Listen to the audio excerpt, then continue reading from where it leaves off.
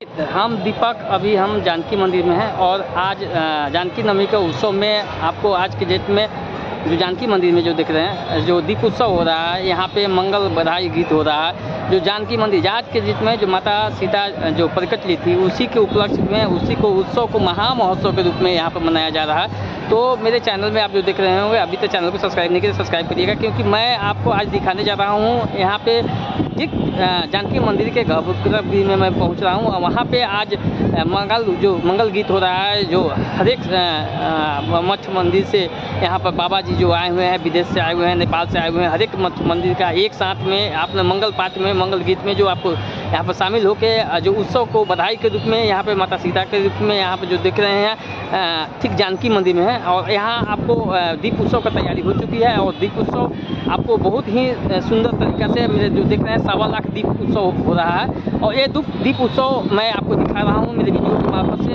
जो दीप उत्सव आपको प्रत्येक जानकी नवमी के उत्सव में मनाए जाते हैं, यहाँ पर जलाए जाते हैं। तो आप अभी तक चैनल को सब्सक्राइब नहीं किए तो सब्सक्राइब करिएगा। मैं अपडेट जानकारी मैं इसी चैनल के मार्फत से दूंगा। तब तक ले मुझे दिखा दीजिए दीपक मेरे वीडियो में जो देख रहे हैं पीछे से मैं उसी जानकी मंदिर के ही छत पे हूँ और छत पे आपको ये वीडियो दिखा रहा हूँ मैं यहाँ पे।